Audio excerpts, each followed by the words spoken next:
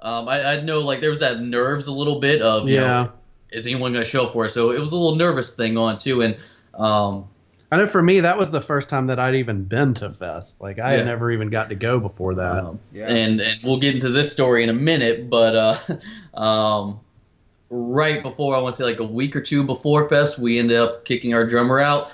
So we also had to call in someone to come and fill in and learn everything in just a matter of a couple days. So, things were a little rushed here and there with it all.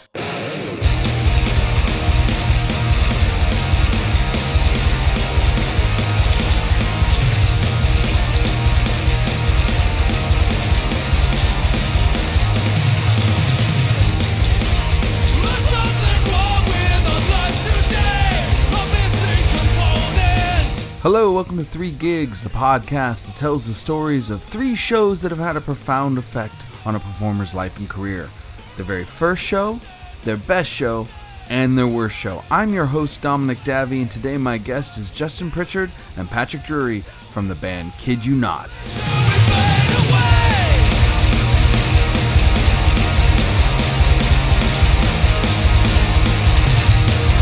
This episode of 3 Gigs is brought to you by FreshCleanTees.com. It works like a shave club, but they send you t-shirts, super awesome t-shirts. And they have a special offer for all the listeners of 3 Gigs. Save 20% off your first order by going to FreshCleanTees.com and entering the coupon code GIG at checkout. That's FreshCleanTees.com with offer code GIG.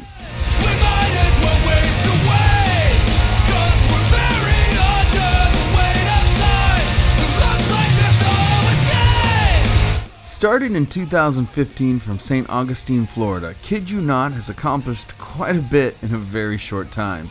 With the release of their full-length debut album, Never a Dull Movement, on Deep Elm Records, the band combines new and old-school music influences and never slows down with gruff vocals, melodic harmonies, pounding drums, and infectious choruses. In short, the band is a lot of fun with their own take on that classic Southeast punk rock sound.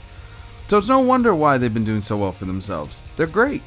But thankfully, guitarist and vocalist Patrick Drury and bassist Justin Pritchard took some time out to speak to me one afternoon about their experiences playing shows, starting with their very first show ever. Well, I know our very first show we weren't even ready for. No. I think most bands kind of get thrown in that situation. But we were still just working on the songs. We had just gotten together in the room with everything, and I think at this point we had just demoed like 3 songs or something. Yeah, something like that. And our buddy Warren in Flag on Fire called us up and said, "Hey, Face to Face is playing next week, and they need an opener. You guys want to do it?" Like, well, we can't say no to that. Yeah. we better get our shit together. Yeah. Very few people would say no to that. No. I know people who wouldn't have a band at all, and they'd be like, "Hold on, I'll get it together." Yeah, right. Seriously. Yeah. And it turned out awesome. It was great. It was so good. A little sloppy, a little fun, but all in all, everything worked out perfect. People seemed to enjoy it, and we found out about it and expressed, like 2-day expressed some t-shirts and went and burned a handful of those demos, just so we'd have something hand out at the show. We'd have something there. Which don't buy white t-shirts, we learned. We kind of went the cheap route, not knowing we were doing the game as quick as possible. People don't buy many white t-shirts. No, we should have known that. Yeah, they really resist. It's funny too, because you'll get, I don't know if you guys get this, but like, everybody sells black t-shirts, but then people will go like, "Oh, do you have anything other than black?" But then when you put anything other than black, right. That was our exact mindset. I have the literal opposite of black. No, I don't want that. Yeah, no, nobody wants and even we showed up actually, and we hung out, the club beforehand, with Trevor and everybody in Face to Face, and I guess they didn't have a merch guy show up to the show, so they asked if we would run their merch for them also when we weren't playing. So we stayed all night running their merch also. I hope we got all the numbers right. But That is hilarious. That's funny. I always wonder about that. Sometimes I find like some of the biggest bands like don't bring, like, will have those weird moments where they're like, "No, we don't have anyone for merch," and I'm like, yeah. Doing like, we had a festival we played with the Vandals, and they were like, yeah, we don't have a merch guy. Can your merch guy do our merch too? And I was like, let's ask him. I mean, and he was like, yeah, no problem. And then like halfway through, he was like, don't ever do this to me again. He's like, I cannot carry both Vandals and Tsunami. We had to send, like, he's like, I can't do both Vandals and Tsunami Bomb. It's too busy. And we had to send like people over. And it was just like, I told the Vandals, you're like, bring your own merch guy. We had never been, in the modern world of merch, it's always, cash in hand, and, they show up with, oh, here's this iPad, and here's, how you choose this and log this, we need a complete inventory when everybody buys something, and just like, here's the little swipey thing. I'm just going to sell, and you guys can figure out later on what you sold and didn't sell. I could see them walking away, and you're going, what? What am I doing with this? Oh, that's funny. Well, it's nice of you guys to have taken that on, but that's awesome. Like, that's a hell of a first show. Like, let's be honest. Yeah. Like, face to face, like, I mean, ever since I was a teenager, they've been one of my biggest musical influences. Oh, really? And then they were all just such super super nice guys too, and it was awesome, for somebody that you idolized to be so cool. And just, hang out and talk to you like anybody else would. It was really awesome. Yeah, I've known Trevor for a while, and he actually produced a demo of a band of mine 100 years ago. And oh, really? Yeah, it was really funny. I mean, it was really funny. He actually showed up in an SUV, like this, like, pretty nice little SUV, and we just mercilessly teased him about how punk rock he was driving around in his SUV. But, like, yeah, he's a really nice guy. I mean, he's a good dude, and I really like the guy a lot. I've run into him every so often over the years. And, yeah, they are the real deal. And it is really reassuring when you meet a band and you're like, oh, good, thank God they're not assholes. Yeah. Face to face. Because we've run into the opposite over the years, too. Me too, and it's such a bummer. Like, you're just like, oh, you're a doof. Like, what a bummer. You're lame. Yeah, I've had that happen too. But face to face is not one, and that's a really great show. I mean, even Sloppy, like, you could. I mean, come on, we've all seen bands that, like, when you have the enthusiasm and the energy and like just the charm, like, they carry the show. I've walked away from shows with full bands that were just playing like their own little time signature, but god damn it worked. Yep. It's like, wow, look at that. Look at what you guys are playing. A shitty show, you can tell whether they just don't care or if they still have heart in it. You know, that's what makes the difference. Yeah, it really does. To me, that's the big key, is like the heart. Like, is a band phoning it in? That's way more important to me than them like being perfectly like the drummer being a metronome. But that's pretty awesome. So, how big was the capacity of the place that you played? I mean, how many people was your first show? Like, I don't even know. I mean, it was a couple hundred at least. It was probably around 500 in there. Yeah. Capacity there. That sounds right. That's awesome. And what was the club again? What town? It was Freebird Live. Freebird Live, Jacksonville Beach. Wow, how cool. No longer around. Rest in peace. I know. Like, coming back and touring again in Tsunami Bomb after a decade, it's real, like, startling. Like, people were like, so have you ever been to this town before? I was like, yeah, I played such and such club. And they're like, oh man, that's been gone for like ever. God, when were you guys here? Like, and that place was run forever, ever since I was a little kid. And, you know, that was one of those places that I had never played before, and, you know, grew up in, you know, little punk rock bands as a teenager. Like, I want to play there one day. And it was one of the very last shows that they did there. And I was like, I just knocked two things off my bucket list. Face to face and playing Freebird.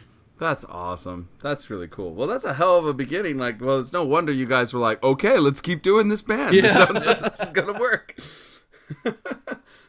All right. So if that was the first show, and that's a pretty good first show, what would be like one of the best shows? I mean, you know, beyond that one. Fest, definitely. Oh, the Fest? Yeah. Really? I think our first year in being the band, let's see. So Face to Face was, I want to say that was like over the end of summer, and we had just gotten together. That was in August, yeah. And by that time, you know, Fest that year was you know, it's all way booked up. But but coming like, I want to say like November, we get an email from Tony saying that, you know, he heard about us and wanted us to be on Fest this next coming year. And that another thing growing up really wanting to play that, you know, forever. And you got to do that, and that was probably the best. That and Fest the second year. Yeah, this last past year. Yeah. I would say both those were just the best, just because the type of people, that come out, everyone just having a good time. We can play local shows in Jacksonville. Sadly, not a lot of people support music in this town as much as they used to. So it can be very hit or miss, but that's when you start to get down on yourself a little bit. But they going in the fest and just seeing people from all over the country and other countries singing along your songs when they could be at 20 other band sets at the same time, and packing out the room. Like that was the most incredible feeling we've had so far, probably. That is amazing. I've never played the fest, so you're like the second. I think you're pretty much the second band on the show. Warren Women talked about how great the fest was. Oh yeah. Yeah, they love it. It's a good time, man. Just the community all around it. It's just incredible. It's like no other festival I've ever even been to. It's like everybody's so positive. Like it's just a good positive feeling from everybody the whole time, and no drama. Just everybody being cool. It's awesome. So would you say that every time you've played it has been some of the best shows, or was it like a particular? Absolutely. Both times we played have been the best shows we played. When you played it the first time, and did because you said that they had called you. Was it Tony, right? Tony. Yeah, Tony contacted you guys and said he had heard of you. So when you played it that first time, you hadn't been. Number one, hell of a first year for a band, guys. Jesus. Yeah. It's like, well done. But second, so when you came out there and played, you said did people know your songs? Like, were you? Oh yeah. It surprised the hell out of me. Because I'm just like, we're nothing. Like, I'll be happy if a couple people come watch us, and then there's a full room and people singing along, and I'm like, what the hell is this? Yeah. And at that point, we'd only put out an EP, so we didn't have a full length or anything out. I think we had just put out our second EP. Yeah, maybe like a couple of weeks after the second EP. That's fantastic. The room of people, singing along. You could just see it, and again, people from other countries too. I don't know how that happens the way it does. We had some people come up to us afterwards and say that they were crying while singing along to one of the songs, one of the songs that's about suicide, and just how much it touched them and helped them through times and all. Those are things I remember going to people when I was 15, and to bigger bands and saying those same things too, and it's an incredible feeling to have other people connect with your songs. It was shocking in the best way possible. It really is. It's really, I don't ever want to, and I will never let myself get used to that. Like, it's such an amazing moment to find out that something you've written that has a personal reference to you. Right. It matters, has touched somebody in any way. You know what I mean? Like, Tsunami Bomb has vocals that I've written and that the songs matter to people, but sometimes it's even just the musical parts that I've written, and to find out that the song emotionally reaches somebody, it's such an amazing feeling. It's so it's hard to explain to somebody who's never had that. Right, yeah. I wouldn't know where to start. Yeah, like, how do you describe it? But that's really what it's amazing. And and I would say that would that as far as being the best, that was more for the experience. It certainly wasn't the best that we've ever played. It was sloppy in itself as well. It wasn't the worst either. Yeah, it wasn't the worst. It wasn't the worst by any means. But I know there was that nerves a little bit of is anyone going to show up for us? So it was a little nervous thing on too. And I know for me, that was the first time that I'd even been to Fest. Like, I had never even got to go before that. And we'll get into this story in a minute, but right before, I want to say like a week or two before Fest, we ended up kicking our drummer out. So we also had to call in someone to come and fill in and learn everything in just a matter of a couple days. So, things were a little rushed here and there with it all. But then the second year playing Fest, a little bit bigger of a crowd even. Everyone's singing along, and I think we all felt super comfortable then, and it was just like so much more energetic on our part. Yeah. No, and it does think there's. I mean, throwing the chemistry out of whack, even for the best of reasons, is a tough one. So yeah, I can imagine going in and you just have it be a little all over the place. But again, like the charm and the passion of the songs will carry things through. You know, sometimes those become the most favorite. It's like when you put out an early version or a demo gets out and you put it out and it's like the rough version of a song and then you re-record it and you make it perfect and you really like bring it out, and then no matter what, like all the people who love your band are like, I like the early version better, and you're like, really? You like the bad version? What? It's like, but yeah. It's like I'm one of those people that finds the faults in every show we play. You know, I'm like, oh, you know, we didn't play that perfect. You know, we didn't play that great. But it's those things that no one else hears. You know, I did the same thing. You know, Fest, like, oh, you know, this could have been so much better. But then turn around and have some people tell you that we're one of their favorite sets from Fest. Like, you're the Eeyore of the band, huh? You're the ones like, oh, that's pretty rough, you know. But you know, I used to beat myself up over that stuff too. But nobody cares, and they don't listen to it the same way you do. Like, that's what I've come to find out. Yeah, it's just they don't. I mean, I always strive. It's like I don't use it as an excuse to like play crappy, but like at the same time, like for instance, the last time we just played our last show was in San Francisco, and it's the first time we played San Francisco in a long time, and that's kind of our home area. And my wireless had cut out, so I had to use a cable, and I just knotted that cable up, and I kept tripping over it. I unplugged myself a couple times, and so I could literally say that my show was pretty fucking rough.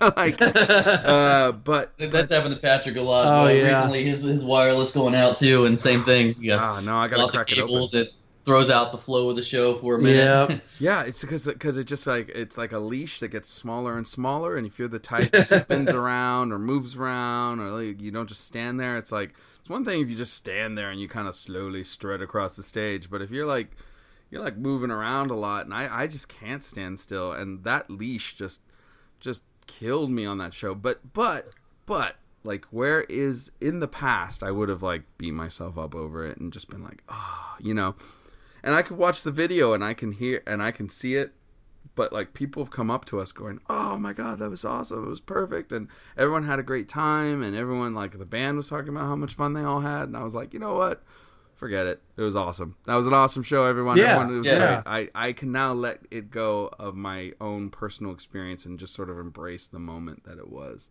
So I hope you get there, because it's a lot nicer. You enjoy things a little bit more. But I understand, like, finding that, like, off note, but whatever. You know, what can you do? It happens. But, so, all right, that's awesome that Fest was so impactful. I mean, I get it. Like I said, I've never been there myself. I'm definitely interested in it because it's always sounded like fun. It's awesome. But hopefully we'll get the Pooza Fest sometime soon. We've been talking about that too. That's to add in that whole first year for you here. Right after we came off the first Fest date, I want to say like a couple weeks later, we got the invite up to Pooza. Yeah, but really? none of us had passports. Yeah, or anything. we weren't able to do it. You couldn't make it, but we're just like, what the hell's going on? You know, we started this just to play for fun in the garage, you know, and my first year of playing, I had to beg people for shows down the street from my house. Like, you guys Exactly. invites to festivals. What the hell? What a jip. But that's cool. No, I mean, that's really great. Yeah, we're doing Pooza Fest this year, and that's gonna be fun. Like, again, I've never done that one, and it's exciting. I'm looking forward to being there, because again, that's another thing. I don't know how these fests play out. I've never gone, never been. So, you know, we did Warped Tour a lot, and then this, like, since we've come back, we've done a bunch of different festivals, but it's been interesting. Like, there wasn't many festivals the last time around for us, so this is kind of new. You know, it's kind of a new thing. Yeah, they popped up out of nowhere. Yeah, they've kind of just been kind of a thing, and I like that they exist. It's pretty cool to just go and hang out. I mean, you know, plays havoc with my ability to, like, be in crowds, which is not so great, but it is awesome to see so many bands at one time. Yeah, I'm that guy. I'm the guy. It's like I hate crowds, but I love gatherings. You know. That's me. That's me. Yeah, there's a bunch of like smaller, festivals that get crowds to in different parts of the country that we've talked to, and hopefully we'll be doing in the next year or so here. Because one of our things, we started doing this band for fun after trying for many years to do something, for something more. And now we've all got families, and we're older, so we don't really get the tour. We have to go around the country and everything like that. So doing these fly-in, weekends and stuff like that, will be awesome. So other people, can see us, and because we can't come to them on a regular basis. Yeah, it's hard. Like Tsunami Bomb now, like back in the day, we toured 6 weeks, but now it's like we do the runs. We do like anywhere from 3 to 5 show runs around the country, and then we head home because it's like our drummer has kids, and people have jobs that they don't want to let go. They can't just cut and run like we did when we were kids. Yeah, exactly. You don't want to lose their marriages, and their relationships. Yeah, exactly. So I tell people, it's like, dude, it's a miracle that we're playing. So just embrace that, and we'll get to you. We'll get to you. It's not going to be one big tour. But... I would love to go on tour and see all of you, but I've got this mortgage thing. Well, I actually laughed because I was telling the others, I was like, I never thought I'd get to a point in our lives where the band is our backup plan. Like, if everybody lost their jobs, like, we could make the band work again like it did in the old days and probably hang in there. It's just the reality of pulling, like, a father away from his 2 young children would be a little weird. So, yep.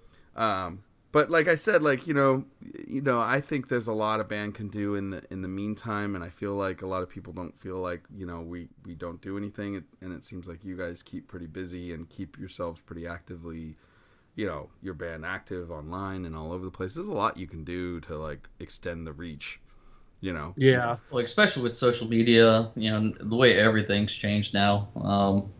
And you don't even see as many people going to shows no one goes to shows to discover new music anymore. You just find it online. So as long as you keep that presence and ears filled with some new music every few months, you're fine.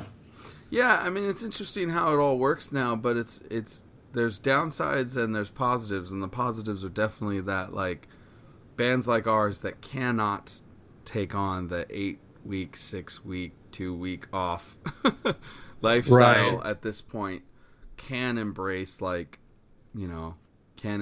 getting to people and reaching people with music and live streams and different ways, and that's awesome, like, because I get it. I mean, it's more like, dude, I don't know, when I first this makes me sound old, but when I first started touring, I remember that we would get like $100 a show, whether we were opening for somebody, or generally we'd get maybe a little bit more, maybe $150 if we were on our own.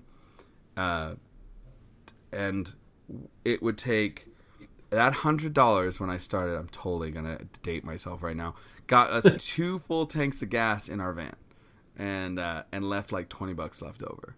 Oh yeah. And then by the time this band ended the first time around, or I was in another band, we were still getting paid about the same for a new band. Like, this band got bigger, but when I started a new band, it was back to zero, and then that one would get like $100 or $150, and it gave us 1 tank of gas. It was like $80 with like $20 left over. And now it's like, that'll eat that whole thing up for a tank of gas. So like some of the younger bands that are like going full on, like, I'm just like, I don't know where you're getting the money to do that, but congratulations, because I don't think show money's gone that much up. If anything, it's gone down. Yeah, and so more power to them, but like, damn, like it's just not, the math doesn't work.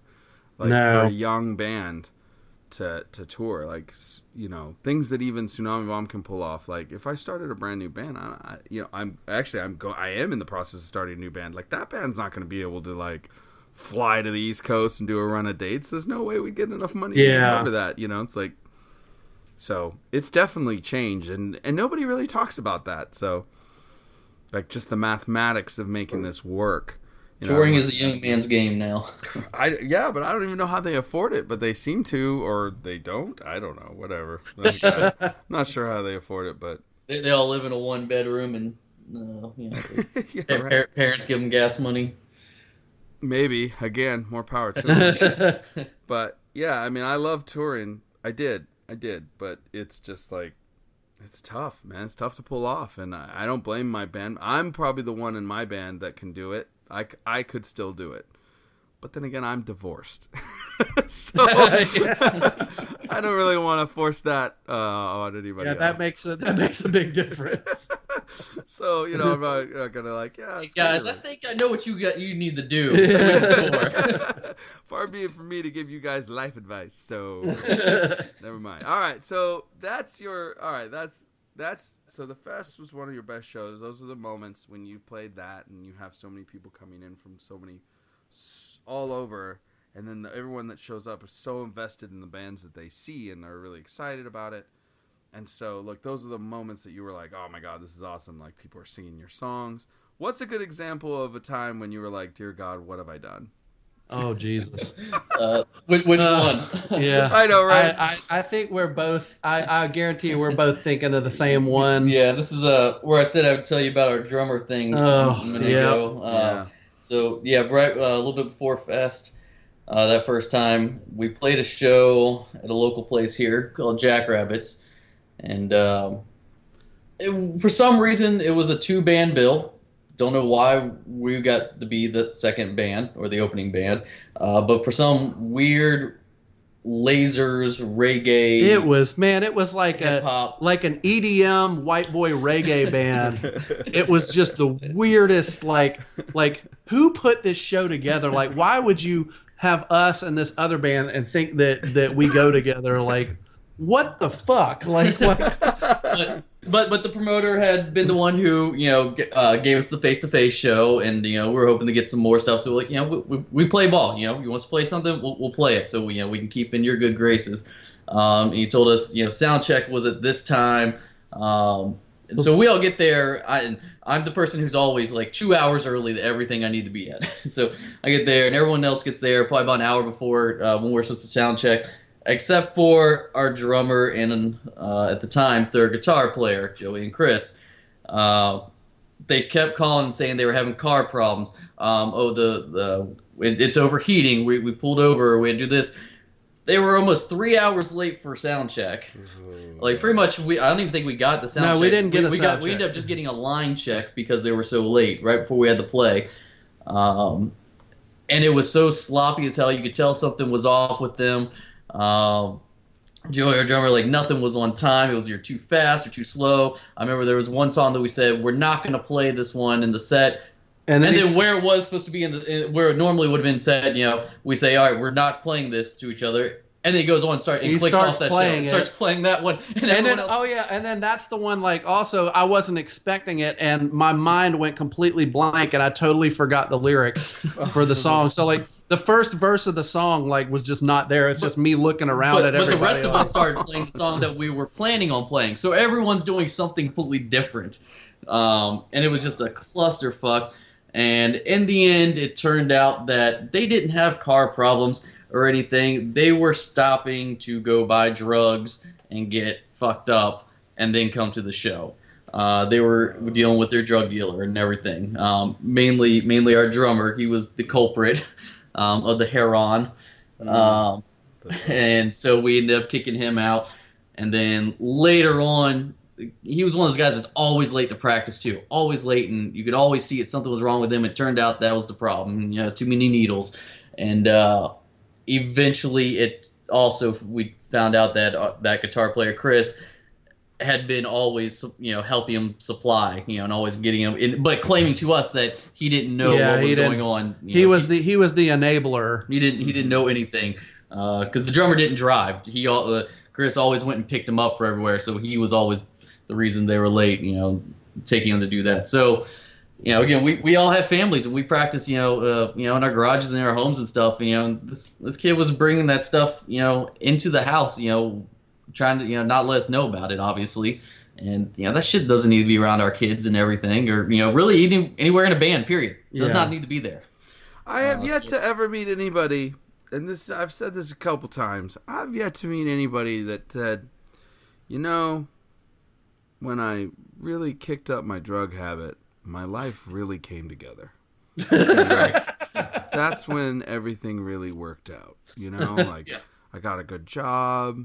My wife and I really patched things up. I got a boat. Things are going really well for me now ever since I started doing heroin. You know, and it's like I've always been like, you know, I know it feels good, obviously, but don't do it. Like seriously, take a step back.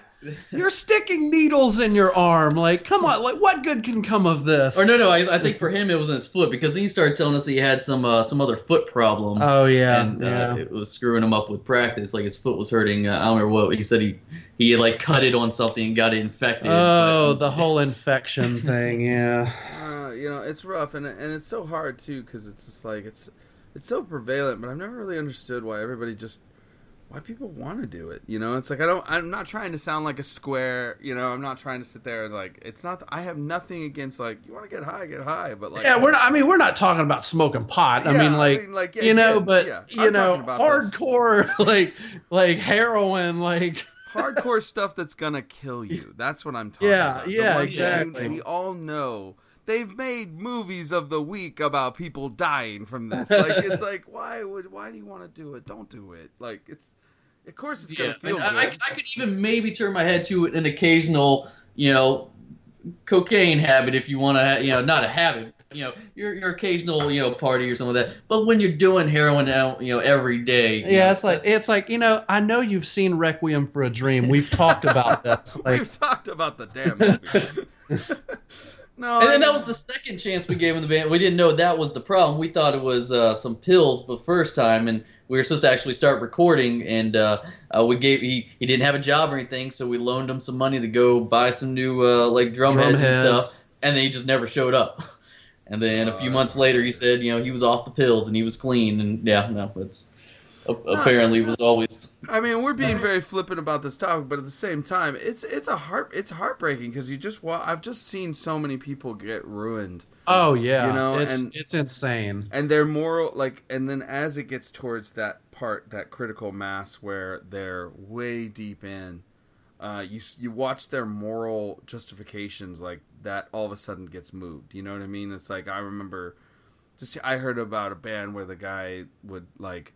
If he had a half a second, he would take equipment from the band, even if it wasn't his, and hawk it for money so he could go buy something. Oh my God. And it's like, I just kept thinking, I was like, I would kill that guy. Like, you know, I was like, it's funny actually because he was in a band with me and Patrick years and years ago. What, like probably 10, 15, I don't even know how long. That was probably about 10 years ago. 10 years ago. And after we kicked him out, we found an old merch box from that band in the garage and opened it up and like saw, you know, all these old t-shirts from that. And then a note in there that says, Joey owes you, it was like $50. Like, you, like, out of the merch bin. Like, oh, wow.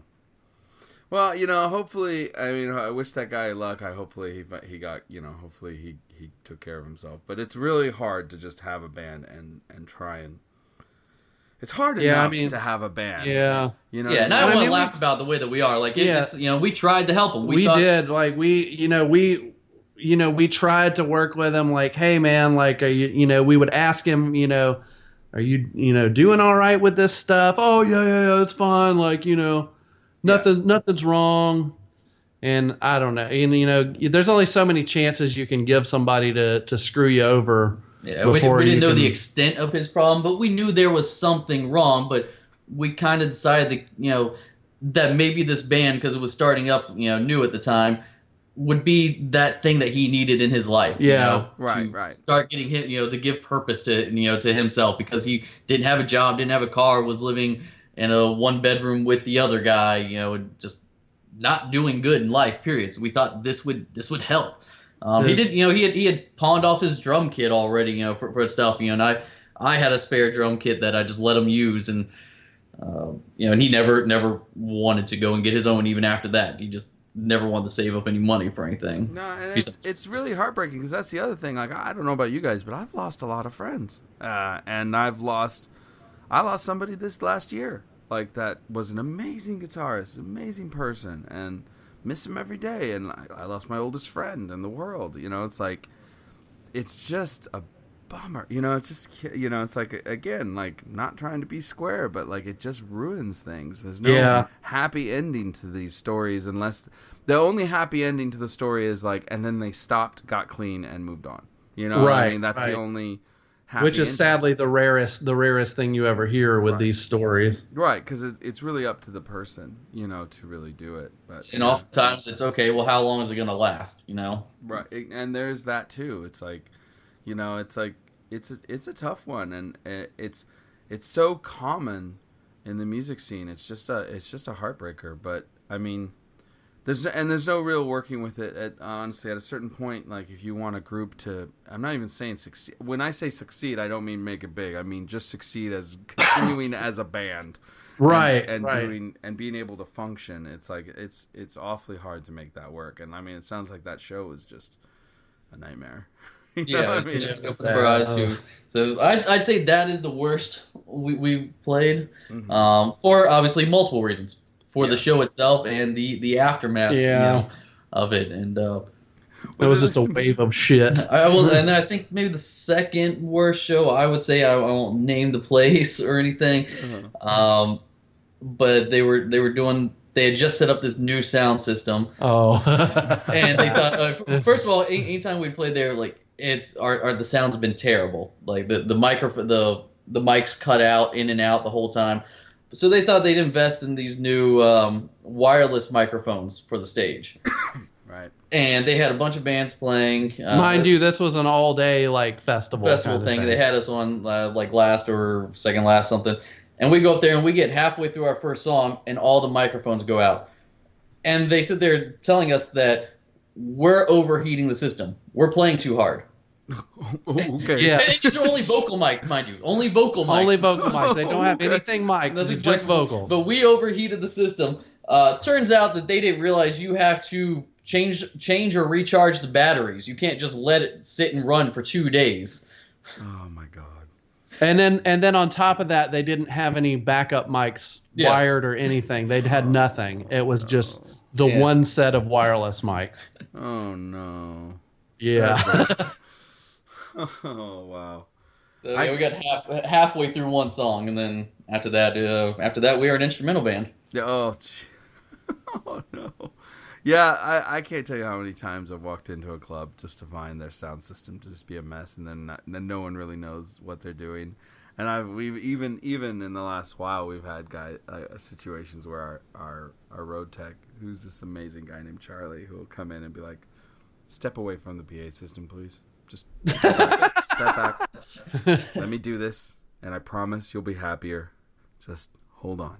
And then goes through and fixes it. And I'm like, "How's it going?" He's like, "It's a goddamn mess." It's a goddamn, you know. But yeah, I don't know why that is. They mean well, but yeah, you gotta know what you're doing with that stuff.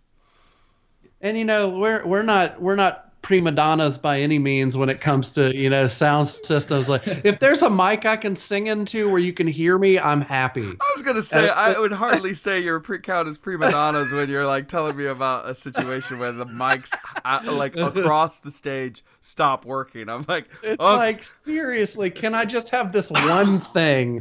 Just give me a mic to sing my songs into. That's all I ask. I just want to be heard. That's the point of the song. It's got a message. It just seems to lack something without it. You know, I don't mean to ask for green M&Ms or anything. Yeah. But a microphone that can actually function would be really charming. You know, I don't know.